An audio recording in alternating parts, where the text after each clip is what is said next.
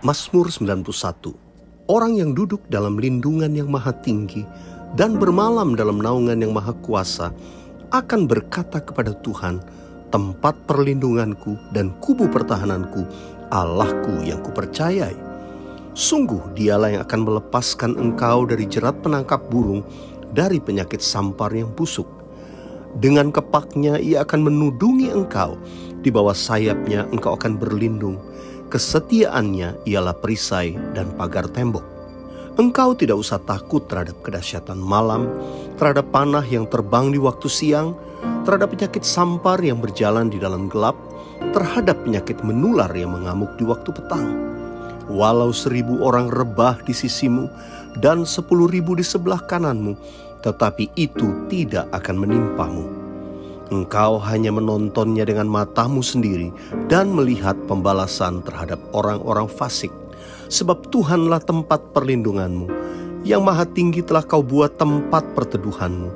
Malapetaka tidak akan menimpa kamu, dan tulah tidak akan mendekat kepada kemahmu. Sebab malaikat-malaikatnya akan diperintahkannya kepadamu untuk menjaga engkau di segala jalanmu. Mereka akan menatang engkau di atas tangannya, supaya kakimu jangan terantuk kepada batu. Singa dan ular tedung akan kau langkahi. Engkau akan menginjak anak singa dan ular naga. Sungguh hatinya melekat kepadaku, maka aku akan meluputkannya. Aku akan membentenginya, sebab ia mengenal namaku. Bila ia berseru kepadaku, aku akan menjawab. Aku akan menyertai dia dalam kesesakan. Aku akan meluputkannya dan memuliakannya. Dengan panjang umur akan kukenyangkan dia, dan akan kuperlihatkan kepadanya keselamatan daripadaku. Shalom jemaat yang kami kasihi dalam Tuhan Yesus Kristus. Selamat beribadah kembali dalam ibadah online GBI Outbox CK4. Firman Tuhan hari ini akan dilayani oleh Pendeta Risa Solihin. Biarlah kita semua dengan sungguh-sungguh mengikuti ibadah ini dengan bersama-sama memuji, menyembah Tuhan dan berdoa, serta mendengarkan firman Tuhan. Minggu depan kita masih tetap mengadakan ibadah secara online dan firman Tuhan akan dilayani oleh Pendeta Aruna Wirjo Lukito yang pasti akan memberkati kita. Mari ajak seluruh keluarga dan teman-teman kita untuk beribadah bersama-sama secara online di YouTube channel Outbox Ministry. Jemaat juga kami himbau untuk bergabung dengan KUL dan mengikuti pertemuan-pertemuan secara online menurut cabang-cabang gereja di mana saudara terlibat agar dapat digembalakan dengan baik selama masa pandemi ini. Saudara yang mau bergabung dengan KUL silakan menghubungi nomor WhatsApp atau Instagram dan Facebook dari Outbox Ministry yang tertera di layar. Jangan lupa untuk menabur persembahan kita di hadirat Tuhan dalam ibadah hari ini. Saudara dapat menabur di nomor account gereja sesuai cabang gereja di mana saudara digembalakan, atau saudara dapat mencatatnya dari deskripsi di YouTube channel ini. Kami terus mengingatkan jemaat Tuhan untuk selalu mengikuti protokol kesehatan yang dianjurkan oleh pemerintah. Kenakan masker jika keluar rumah, jaga jarak dan hindari kerumunan, serta seringlah mencuci tangan.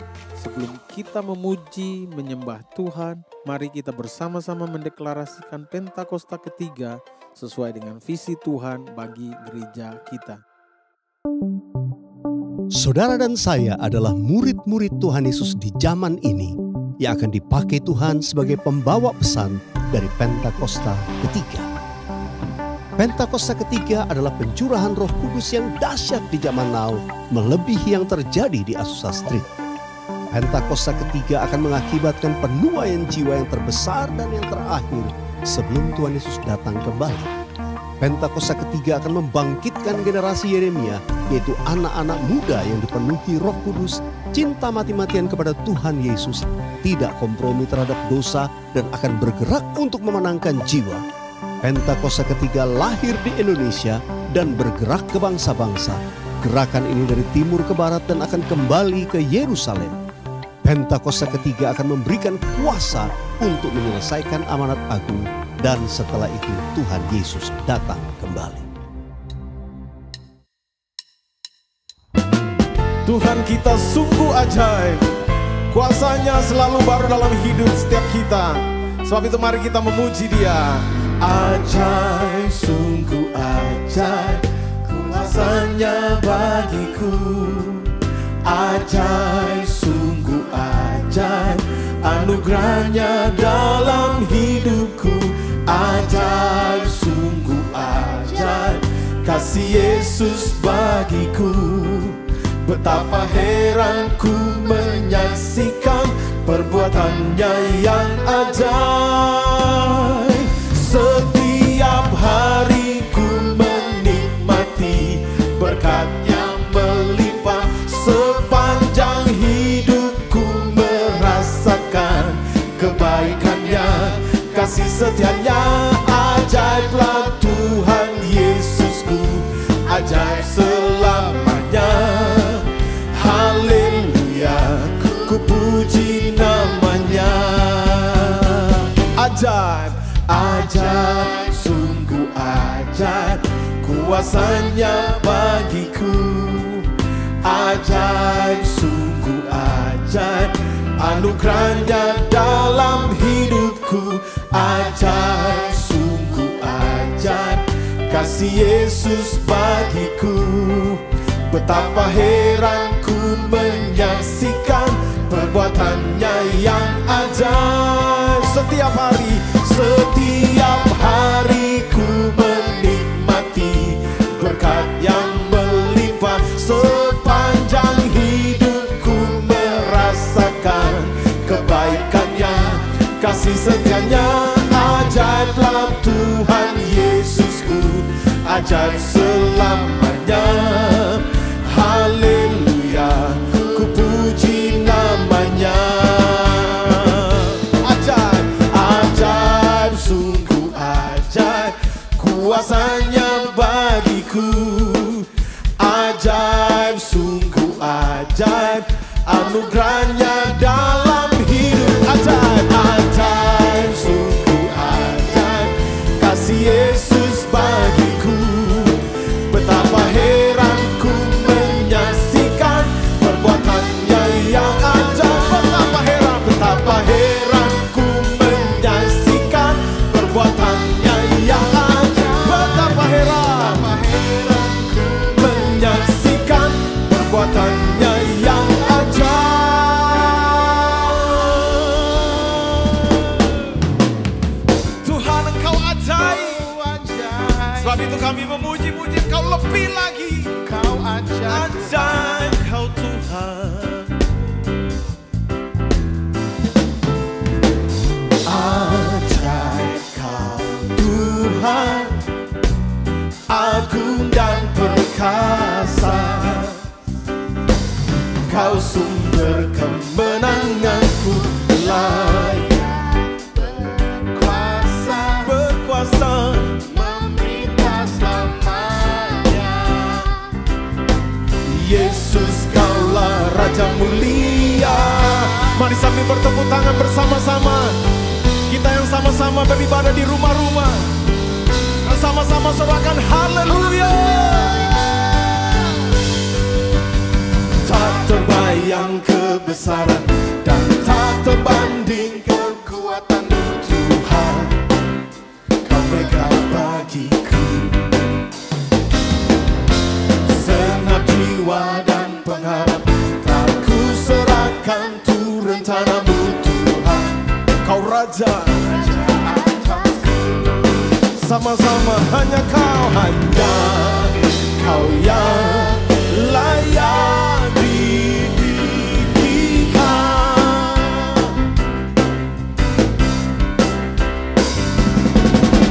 Ajaib Kau Tuhan, agung dan perkasa. Kau sumber kemenanganku, layak berkuasa, memerintah selama.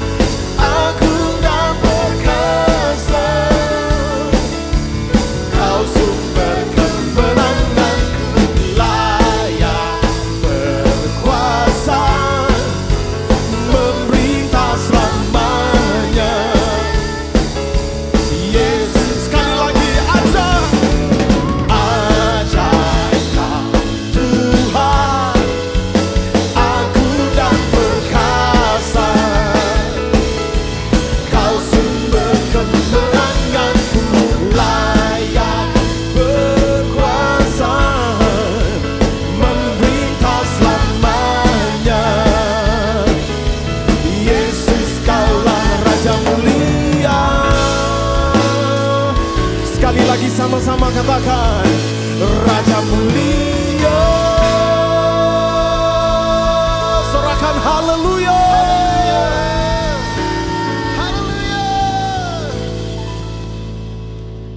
Shalom Bapak Ibu Saudara, selamat hari Minggu. Hari ini kita akan membahas mengenai keselamatan yang merupakan studi dari kitab Ibrani tentang justification, sanctification, dan glorification. Atau pembenaran, pengudusan, dan pemuliaan. Sebagai orang percaya, kita bersyukur karena Tuhan telah menyediakan keselamatan dengan sempurna.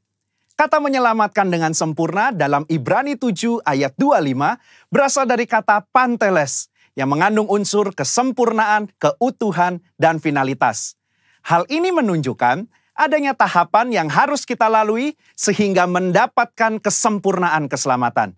Berikut 3 tahap yang harus dilalui untuk mendapatkan keselamatan yang sempurna. Tahap pertama, justification atau pembenaran. Ini merupakan tindakan yudisial Tuhan, di mana Dia beranugerah dan menyatakan bahwa semua tuntutan hukum yang berkaitan dengan orang berdosa telah Ia penuhi. Pada tahap ini, kita telah diselamatkan dari hukuman dan kutuk dosa.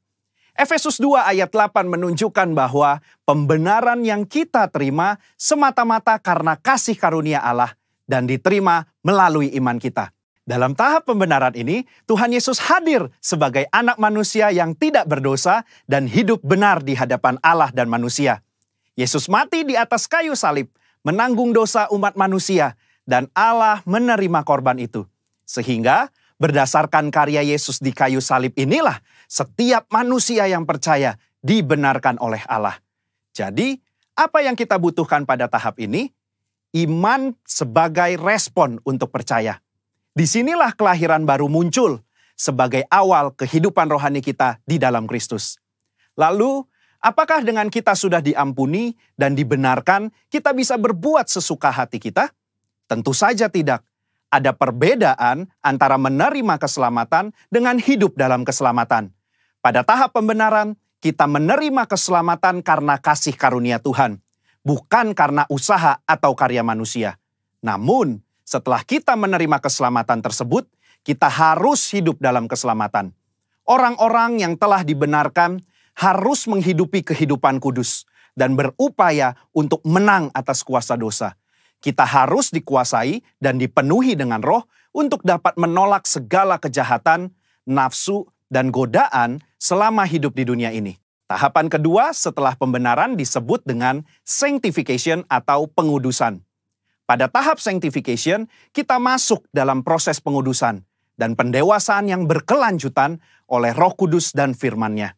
Proses ini harus diupayakan terus-menerus sampai menjadi serupa dengan Kristus. Meskipun demikian, upaya ini bukan dilakukan dengan kekuatan kita sendiri, melainkan dengan pertolongan Roh Kudus. Roh Kuduslah yang memampukan, memperlengkapi, dan membawa kita sampai menjadi serupa dengannya. Ibrani 9 ayat 14 menunjukkan, ada tujuan yang Allah siapkan bagi manusia setelah Yesus mencurahkan darahnya untuk menyucikan hati kita dari perbuatan yang sia-sia, yaitu beribadah kepada Allah yang hidup.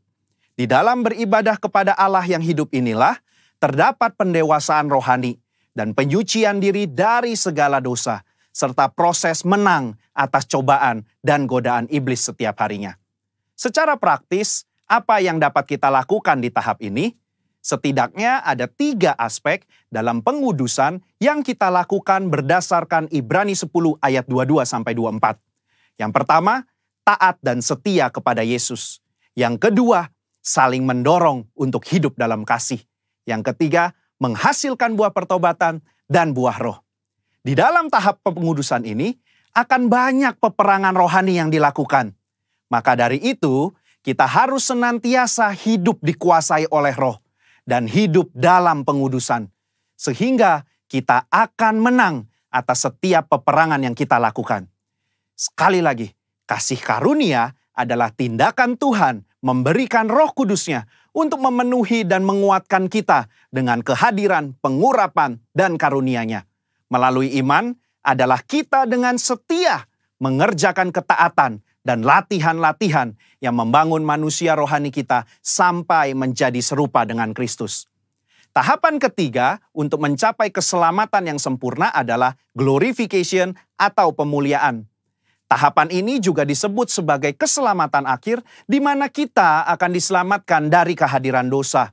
Artinya, manusia tidak lagi memiliki kehadiran dosa. Di dalam doktrin keselamatan, kondisi ini akan tergenapi ketika Tuhan Yesus datang untuk kali yang kedua. Dan hanya tersedia bagi mereka yang bertahan dan setia selama proses pengudusan. Dan yang telah menjadi serupa dengan gambar Yesus. Ibrani 10 ayat 37 menunjukkan, sedikit waktu lagi ia akan datang. Sudah siapkah kita akan kedatangannya? Apakah kita sudah serupa dengannya? Melakukan perintah dan amanat agungnya dengan benar? Ada 3 hal yang akan dilakukan saat ia datang untuk kali yang kedua. Pertama, ia datang untuk menyempurnakan keselamatan kita dengan cara memberikan kepada kita tubuh kemuliaan. Yang kedua, ia memberikan upah kepada kita hamba-hambanya. Dan yang ketiga, ia menyelesaikan rencananya dengan menghancurkan iblis dan menegakkan kerajaannya. Kesimpulannya, insan Pentakosta menganut doktrin progressive salvation, yaitu bahwa keselamatan tidak didapatkan secara instan, melainkan sebuah proses dan perjalanan yang dituntun dan dipimpin oleh Roh Kudus sampai akhir hidup. GBI menolak pandangan sekali selamat tetap selamat. Jaminan keselamatan itu selalu kita miliki selama kita tetap tinggal di dalam Kristus. Hal ini bukan hanya karena itu adalah tradisi yang diwariskan oleh para pendahulu kita, tetapi berdasarkan studi yang jujur dan komprehensif dari surat-surat Paulus, surat-surat umum, bahkan ketika melihat perjanjian lama, inilah Injil yang seutuhnya. Juru selamat kita yang mati dan mencurahkan darahnya untuk mengampuni kita dari dosa dan membenarkan kita di hadapan Allah adalah juru selamat yang sama yang bangkit dan naik ke sorga, mengutus Roh Kudusnya untuk menyucikan dan memberdayakan kita menjadi alat di tangannya, yang juga adalah juru selamat yang sama yang berjanji untuk datang menjemput kita di dalam kemuliaan kekal bersamanya. Saudara, untuk penjelasan lebih lengkapnya dari tim teologi kami, jangan lupa buka link yang ada di atas atau scan barcode yang tersedia. Selamat hari Minggu, Tuhan Yesus memberkati.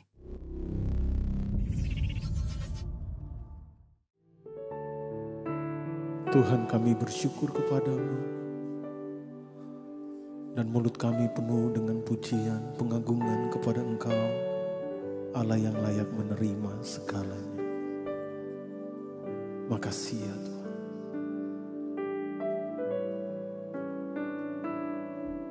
Tuhan, Kaulah pengharapanku. Ku percaya hanya kepadamu. Yesus Allah perlindunganku. Engkau yang selalu ku puji. Mulutku penuh dengan pujian kepadamu ya Yesus Tuhan. Sepanjang hari ku beri penghormatan kepadamu ya Allahku. Kami rindu memuji Engkau lebih lagi Tuhan. Tuhan, Kaulah pengharapanku. Ku percaya hanya kepadamu. Yesus Allah perlindunganku. Engkau yang selalu ku puji. Mari sambil mengangkat tangan kita. Mulutku penuh dengan pujian kepadamu ya Yesus Tuhan. Sepanjang hari ku beri penghormatan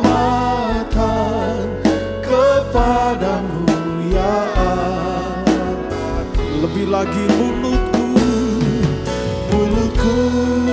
penuh dengan pujian kepadamu ya Yesus Tuhan. Sepanjang hari ku beri penghormatan kepadamu ya Allah. Sepanjang hari ku beri penghormatan kepadamu ya Allah. Sekali lagi sepanjang hari ku beri penghormatan kepadamu ya Allahku.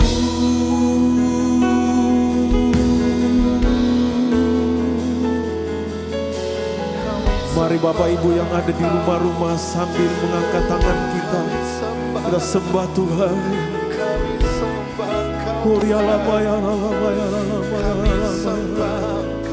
Kami sembah Engkau. Mulut kami penuh dengan pujian kepadamu Yesus Tuhan. Mari yang sudah bisa berbahasa roh sama-sama kita sembah dalam roh. Sikaralabata karalamaya hiralabata karalamaso kiralamata karalamasande ralabata karalamaya shandaralabata karalamaya. Kami sembah Kau Yesus Tuhan. Mulut kami penuh dengan pujian kepadamu. Biar Engkau disenangkan Tuhan.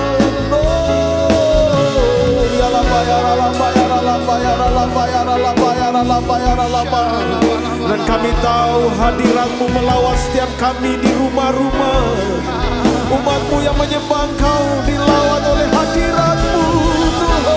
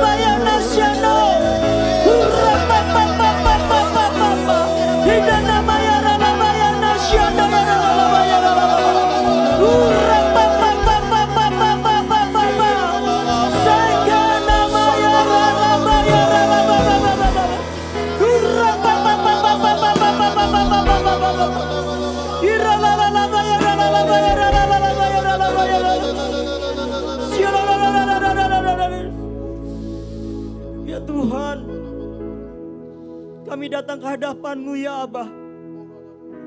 Berdoa bagi bangsa kami Indonesia. Shalom Indonesia. Shalom Indonesia. Terbukalah mata-Mu ya Tuhan bagi bangsa kami Indonesia. Hingga bangsa kami diberkati ya Tuhan. Diberkati pemerintahannya. Diberkati rakyatnya Tuhan. Diberkati ekonominya Tuhan. Bahkan dijadikan bangsa yang penuh toleransi. Bangsa yang takut akan Engkau. Bangsa yang diberkati oleh bangsa-bangsa Tuhan. Kami katakan di dalam nama-Mu ya Tuhan Yesus. Curahkan Tuhan hujan keselamatan, hujan pertobatan, dan hujan kuasa-Mu atas bangsa Indonesia. Setiap lidah mengaku bahwa Yesus adalah Tuhan. Dan kami percaya ada lawatan-Mu ya Tuhan. atas gereja-gerejamu yang ada di bangsa kami. Disatukan oleh karunia daripada Engkau Tuhan. Pintu penuaian melalui gereja-gerejamu Tuhan. Pasti terjadi Tuhan. Penuaian jiwa-jiwa di era Pentakosta ketiga ini pasti terjadi di dalam nama Tuhan Yesus. Agar amanat agungmu Tuhan terjadi Tuhan. Penuaian generasi Yeremia, cinta mati-matian, cinta akan Engkau, kami katakan di dalam nama Tuhan Yesus. Terima kasih Tuhan.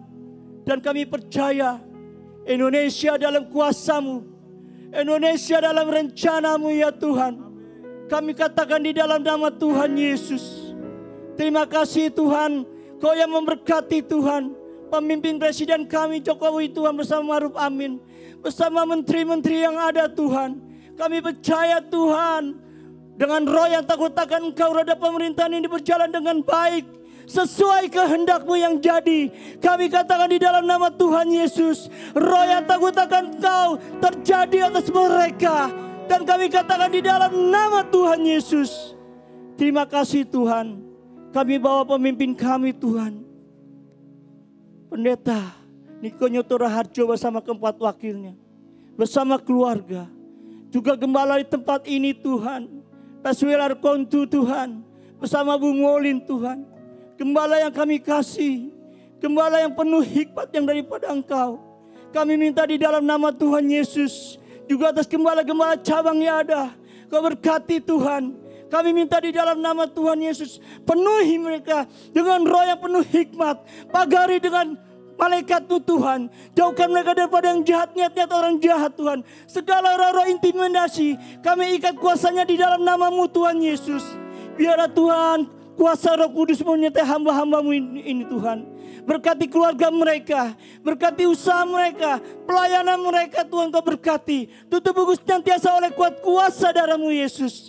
Dan kami percaya Kau berkati juga Tuhan para pelayan-pelayan-Mu Tuhan. Kami minta di dalam nama-Mu Tuhan Yesus. Ikat kami semua dengan tali kasih-Mu Tuhan. Dengan roh yang kuat berdasarkan firman-Mu. Kami katakan di dalam nama Tuhan Yesus, Kau juga memberkati umat-Mu Tuhan. Di mana umat-Mu saat ini berada.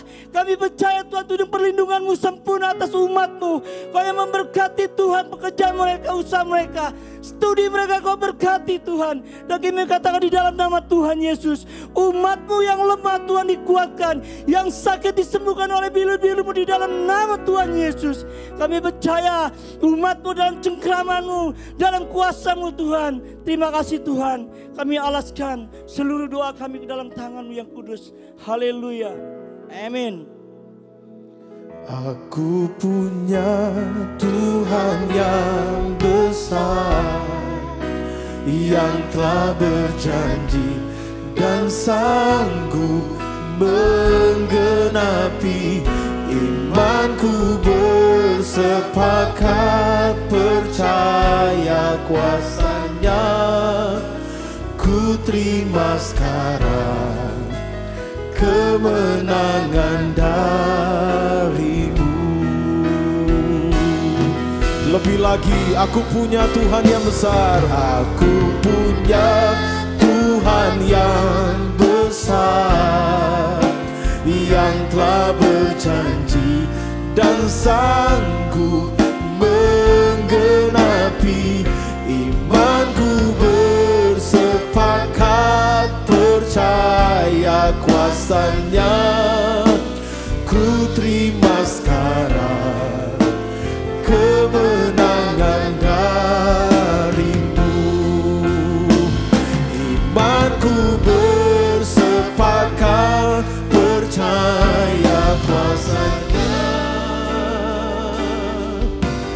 Ku terima sekarang kemenangan dari-Mu.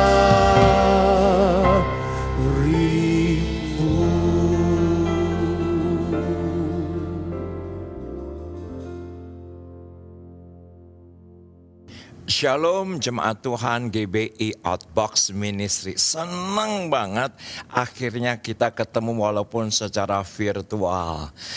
Sebelum pandemi saya begitu teratur, jadi pelayanan di Outbox adalah salah satu pelayanan yang paling ngangenin. Hospitality-nya, persaudaraannya, persahabatnya. Nuhun Kang Weliar, nuhun Ibu Maulin, ikut juga bersimpati. Mama sudah ada di sorga, Mama sudah menyelesaikan pertandingan dengan baik. Hari ini saya akan membahas satu kata yang cuma satu kali muncul dalam Alkitab. Tetapi cukup mengganggu saya bertahun-tahun kalau saya membaca 1 Yohanes. Karena ada satu kata bahwa melakukan perintah Tuhan itu tidak berat. Maka saya berikan judul khotbah saya hari ini adalah tidak berat. Dan semua teman-teman yang mengikuti ibadah premier, Anda ketik di live chat, Anda tidak berat, untuk mengingatkan dan untuk memastikan bahwa logos ini akan menjadi rema. Saya akan berdoa sebentar. Bapak, terima kasih untuk kekuatan Ebenezer sampai detik ini. Immanuel, Tuhan menyertai kami. Tuhan menyertai pelayanan daripada GBI Outbox dan juga CK4. Kami tahu, kami percaya penyertaan-Mu indah dan Tuhan akan wahyukan hari ini diri-Mu sendiri dengan kemampuan yang tidak terbatas dari kuasa firman Allah yang tidak bisa dibatasi oleh ruang, waktu, kebendaan. Maka semua kami yang mengikuti ibadah hari ini akan mengalami realita, kebenaran realita, hadirat-Mu, realita, pengurapan dari tempat yang maha tinggi. Kami siap untuk belajar, tidak berat. Sama-sama kita katakan amin. Hari ini yang kita akan bahas adalah 1 Yohanes. Yohanes adalah salah satu saudara daripada Yesus. Dan surat Yohanes ditujukan untuk orang percaya Yahudi tentunya yang telah dewasa. Maka perikop yang diberikan 1 Yohanes 5 ini adalah iman yang mengalahkan dunia. Jadi jelas bukan karena usaha, bukan karena upaya kita menjadi anak-anak Allah, kita lahir dari Allah. Tetapi ada kerjasama, ada respons, yaitu adalah iman. Karena bagaimanapun kasih karunia tidak bisa bekerja sendirian. Walaupun kita punya Allah yang berkemampuan dahsyat. Ya, kita punya Allah yang berkemampuan hebat. Itu arti kasih karunia. Tapi bagaimanapun juga membutuhkan respons. Nah, kita akan lihat 1 Yohanes 5 ayat 2 dan 3 saja. Indah. Ada satu kata yang membuat saya terganggu sekian tahun. Tetapi di hari terakhir menjadi terbuka. Dan saya bersuka cita adanya. Yuk kita akan pelan-pelan pelajari 2 ayat ini. Demikian firman Tuhan. Inilah tandanya. Inilah buktinya. Yang mana kata ini seringkali diumbar dalam sebuah hubungan. Hubungan pelayanankah, keluargakah, perkawinankah, pertemanankah. Buktikan dong. Komitmennya melayani. Buktikan dong. Cintamu kepadaku, buktikan dong mana perhatiannya, buktikan dong mana apa yang kau katakan itu benar adanya. Kata bukti seringkali kita umbar. Nah, perhatikan, inilah tandanya, inilah buktinya bahwa kita mengasihi anak-anak Allah harus ada bukti.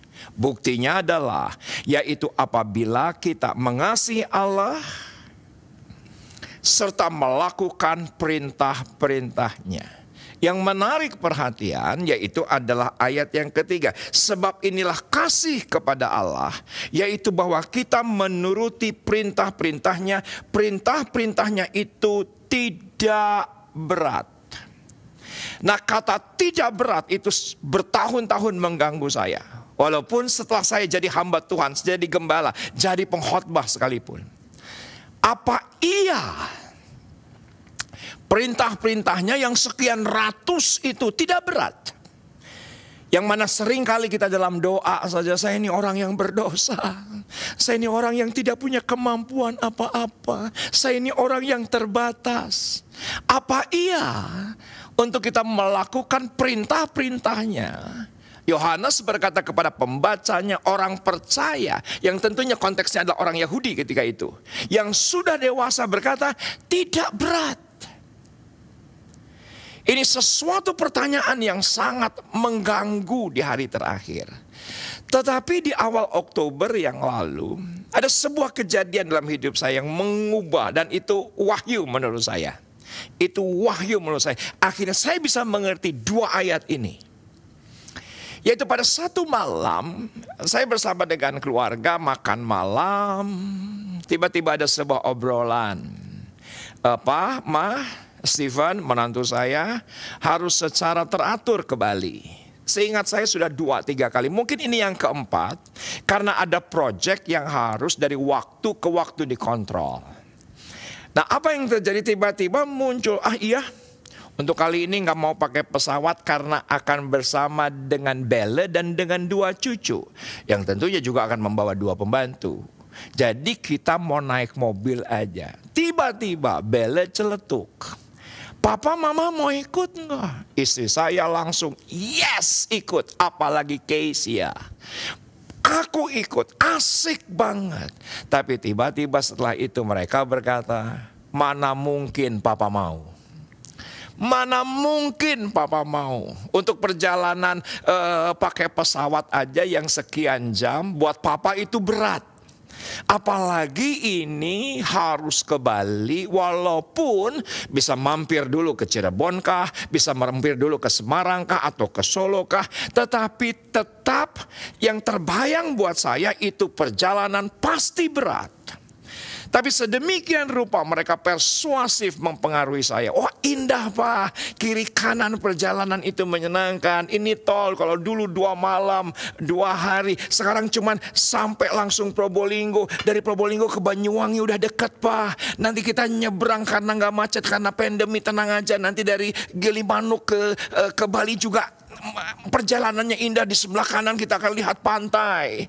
Yang aku berkata, tetap buat Papa berat. Apa iya, saya bilang, Keisha, kamu mau setirin? Apa iya, Ma, kamu yang mau setirin? Kan Papa yang setir. Saudaraku, saya berkata berat, tapi sedemikian rupa mereka mempengaruhi yang sampai pada sebuah titik saya berkata, oke, kita pergi. Saya cari informasi seorang teman 17 jam. Saya mendapatkan informasi seorang teman 20 jam. Saya langsung membayangkan ini berat, dan beberapa hari sebelum kami berangkat, saya dan istri bilang di grup WA keluarga batal. Dan tiba-tiba ada chat yang mana diketik sendiri oleh cucu saya Kayla, usia 8 tahun. Aku sedih kalau Grandki sama Mima batal. Akhirnya dia pakai voice note dan berkata, pergi dong sama aku gak bakal pergi kalau Grandki sama Mima gak pergi. Dan setelah itu dia chat di bawahnya dengan emoji menangis. Dan akhirnya istri saya dan saya berkata, yuk kita pergi demi cucu. Apa yang terjadi? Kami berangkat Sabtu malam jam 8 malam. Di mana kami istirahat? Bukan di Semarang, bukan di Cirebon, bukan di Solo. Kami beristirahat, tidur ayam 2 jam di rest area. Dan Anda tahu kami sampai ke Bali 27 jam. Jadi tidak 17 jam, karena setiap rest area ada saja yang kencing. Setiap rest area ada saja yang mampir. Dan apa yang terjadi 27 jam. Sampai Bali kita harus recovery sedemikian rupa. Padahal di sana 5 malam. Saya pulang tidak langsung menuju ke Jakarta, karena ada pelayanan 3 malam untuk beberapa gereja tatap muka di Surabaya.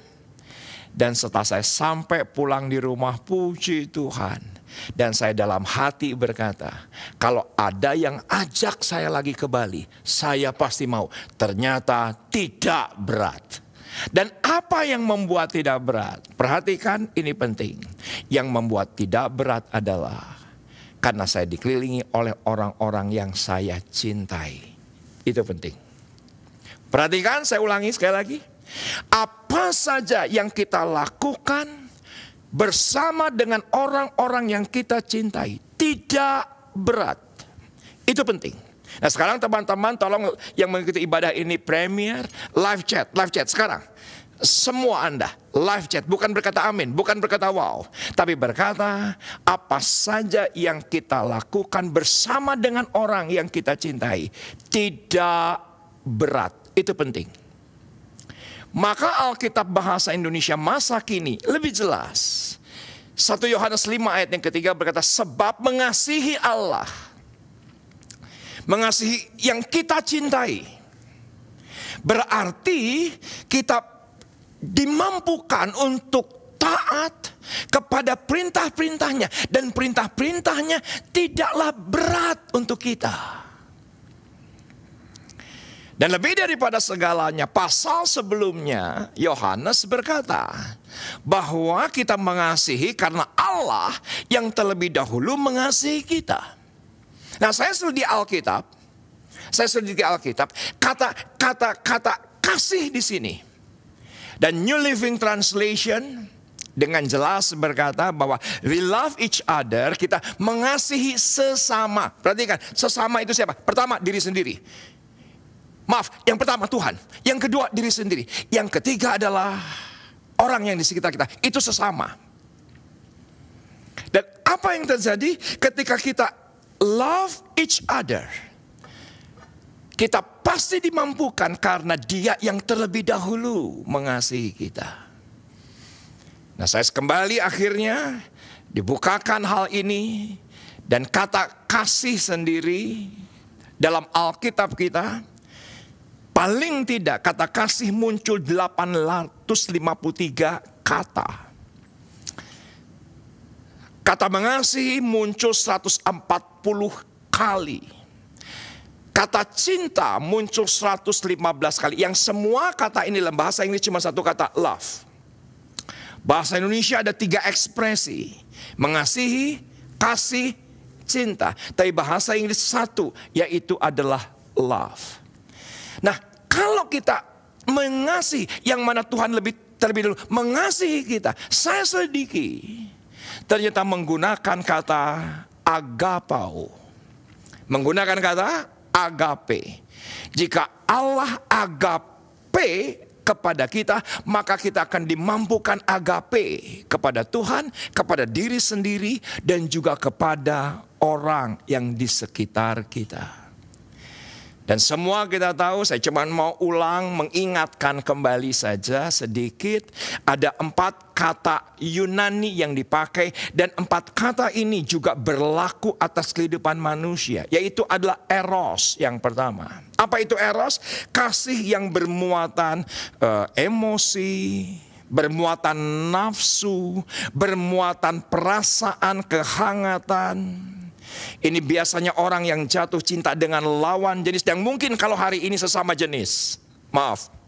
Mungkin hari ini sesama jenis. Ada nafsu, ada emosi, ada yang namanya perasaan. Tetapi saya berani bilang sekuat-kuatnya eros tetap rentan. Buktinya apa? Ada perceraian. Buktinya apa? Ada perselingkuhan. Buktinya apa? Ada pengkhianatan. Rentan. Yang kedua, yaitu kasih filia. Apa kasih filia? Muncul beberapa kali dalam Alkitab. Tidak seperti eros, tidak pernah muncul dalam Alkitab. Karena itu ada kata dasar dari erotik. Kata dasar dari erotis. Tidak pernah muncul dalam Alkitab. Kata filia beberapa kali muncul. Kasih persaudaraan. Tetapi kasih persaudaraan pun itu ada emosikah, ada perasaankah, ada kesetiakawanankah, tetap rentan. Buktinya apa? Ada perpecahan di gereja. yang semula berkata, kau saudaraku, kau keluargaku, tidak ada yang dapat memisahkan kita. Wah, dengan senangnya kita bergandengan tangan. Buktinya apa? Ada perpecahan di gereja. Buktinya apa? Satu dengan yang lain saling sikut. Storge, tetap rentan. Yang ketiga yaitu adalah filia. Yaitu adalah storge. Storge itu adalah kasih yang ada ikatan darah. Ayah dengan anak, persaudaraan yang ada hubungan darah, keluarga sekalipun tetap rentan. Buktinya apa? Ada perceraian. Buktinya apa? Ada anak bunuh ibunya. Buktinya apa? Ada seorang bapak yang perkosa anaknya. Jadi yang namanya eros, yang namanya filia, yang namanya storge tetap rentan. Kata storge beberapa kali muncul dalam Alkitab, tetapi yang dominan yaitu adalah kata agapao. Saya pernah baca buku mengenai kata kasih, udah panjang lebar diuraikan, berbab-bab diuraikan, sampai pada sebuah titik penulisnya berkata begini, ternyata kasih agape tidak bisa diuraikan dengan kata-kata yang tepat. Nges maca sakian halaman iPad teh. Katakan bersama dengan saya iPad teh. Jangan ditulis di live chat iPad teh. Ternyata tiba-tiba itu penulis aku udah baca sekian lama. Ternyata berkata tidak ada yang bisa mewakili kata-kata agapao itu apa. Tapi saya bisa mencoba merenungkan.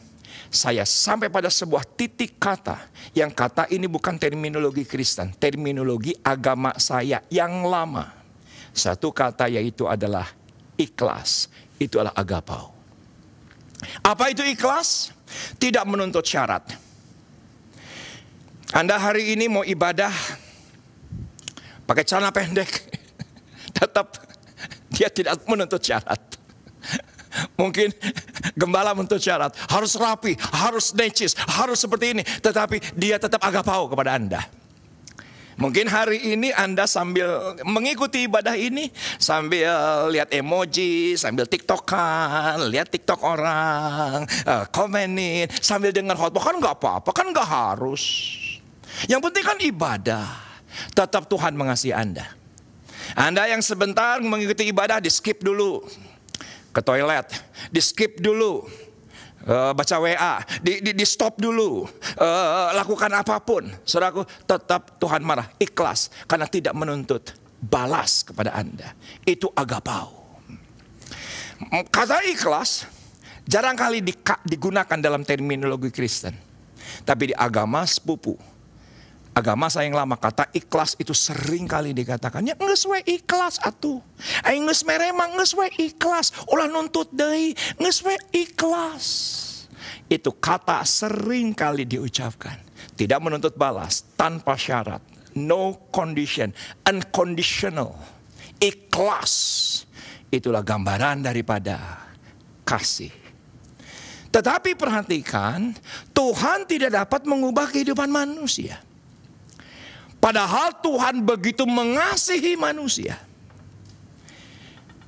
Tanpa manusia sendiri itu benar-benar mencintai Tuhan. Saya berani bilang, ketika Anda jatuh cinta, Anda jadi budak cinta, Anda menjadi generasi bucin. Millennials berkata, lu bucin banget sih sama pacar lu bucin banget sih sama cowok lu, apa yang dibilang cowok lu pasti mau. Bucin, budak cinta. Manusia bisa dengan sendirinya berubah. Karena Tuhan yang terlebih dahulu memberikan agapao kepada kita. Dan apa yang terjadi ketika kita benar-benar jatuh cinta dengan Tuhan, dengan sendirinya, Tuhan pasti ubah kita. Karena ada faktor jatuh cinta. Ini penting. Karena orang yang jatuh cinta, hatinya akan terbuka lebar. Apa saja yang dikatakan oleh orang yang dicintainya, apa saja yang diinstruksikan oleh yang dicintainya, datang dalam hidupnya, pasti perintahnya dikerjakan. Yang semula nggak mungkin menjadi mungkin. Yang semula mustahil menjadi tidak mustahil. Kenapa? Karena budak cinta. Karena jatuh cinta. Perhatikan. Suami yang cinta abis-abisan kepada istri tidak akan pernah dapat mengubah istri. Kecuali istri dengan sendirinya berubah karena dia mencintai suaminya. Penting.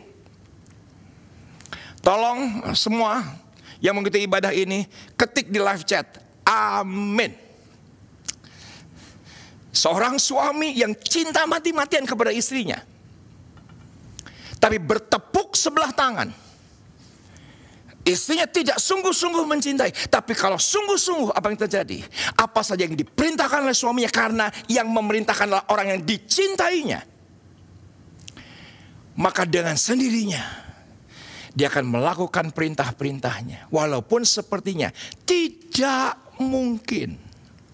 Kata perintah dalam Alkitab ada 648 kali muncul dalam kitab suci. Sedangkan janji, peneliti berkata 1260 kali. Sedangkan mengenai nubuatan itu 800 kali muncul dalam Alkitab. Dan yang menarik adalah, next slide, kita akan lihat kasih tanpa perintah akan tumbuh liar. Tapi perintah dipisahkan dari kasih pasti menghancurkan. Anda mengasihi, sok welah bebas kemahdinya. Kasih tanpa aturan pasti liar. Cinta tanpa aturan pasti liar. Dan apa yang terjadi ketika seorang jatuh cinta?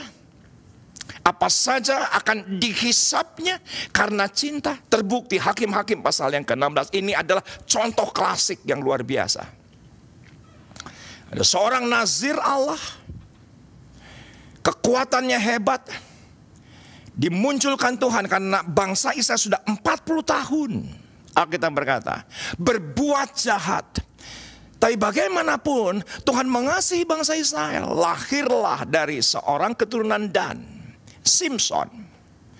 Tapi Alkitab dengan jelas berkata dia jatuh cinta. Karena jatuh cinta apa yang dikatakan Delilah. Karena jatuh cinta. Apa saja yang diperintahkan oleh Delilah dia lakukan. Tidak berat. Kenapa? Karena hati terbuka ketika seseorang jatuh cinta.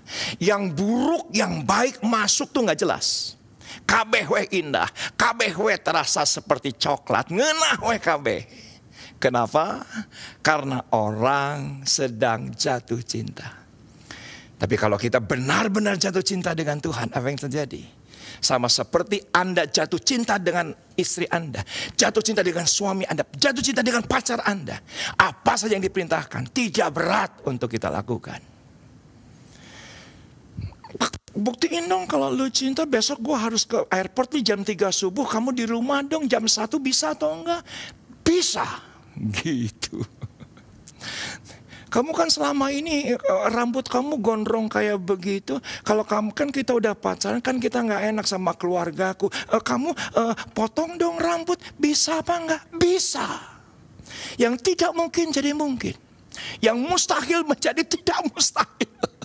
Kenapa? Karena jadi budak cinta.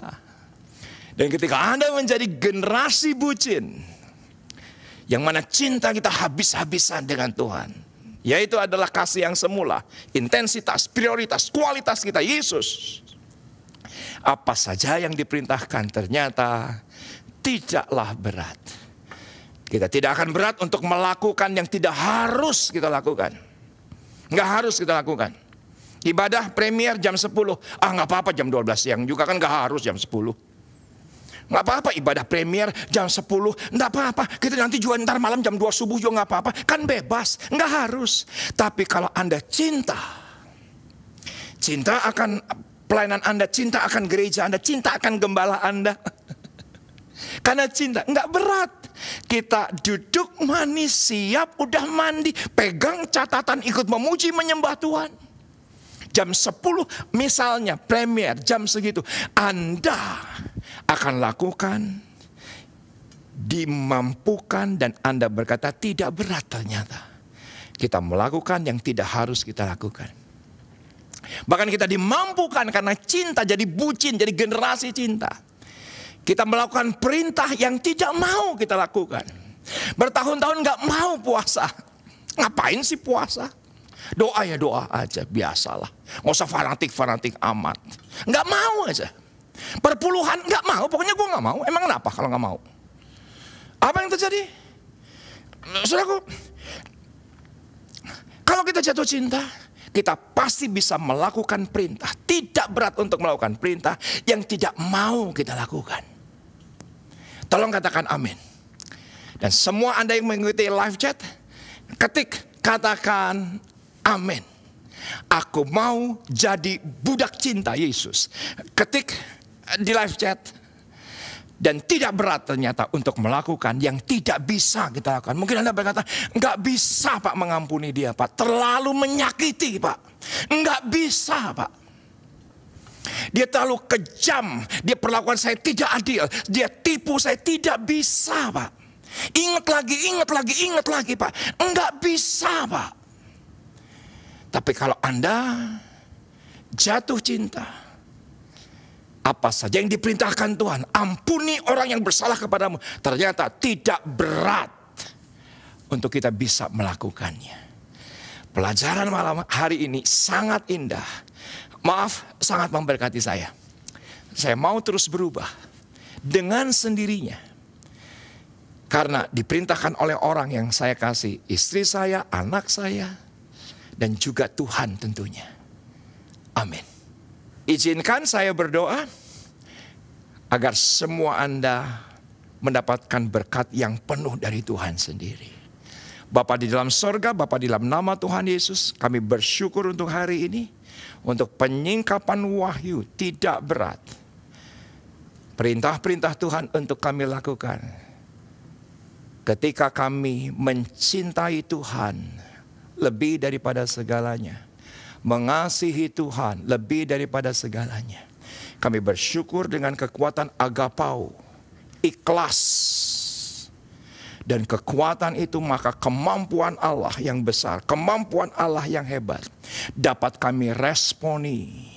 Dan kami buktikan kepada dunia ini bahwa kami orang-orang yang diubahkan oleh Tuhan. Kami bersyukur dalam nama Yesus. Amin. Haleluya. Terima kasih sahabat saya Kang Riza Solihin. Saya kalau panggil Kang Riza ya. Nah, saya percaya semua jemaat Tuhan diberkati yang mendengarkan pesan firman Tuhan dan menikmati ibadah online ini sekalipun di rumah-rumah, semua pasti diberkati Tuhan. Dan saya percaya untuk kita terus diberkati lebih lagi, jangan lupa menabur bagi pekerjaan Tuhan.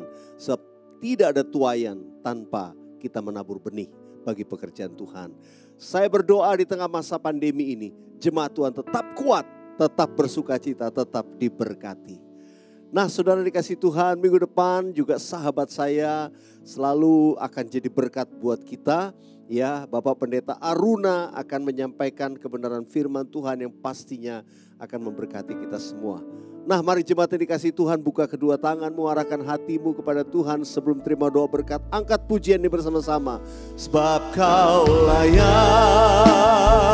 terima pujian, sebab Kau layak terima pujian, sebab Kau layak ku agungkan Yesus, Raja di atas segala raja, sebab Kau layak.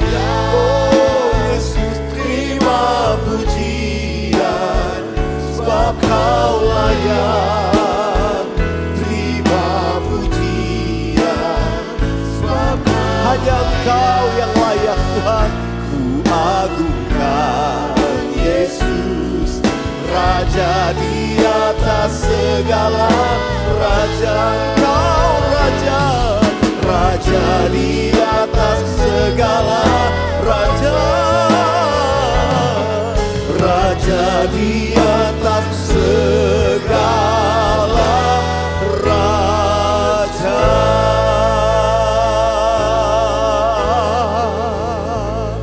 Mari umat yang dikasihi Tuhan, terimalah berkat Tuhan.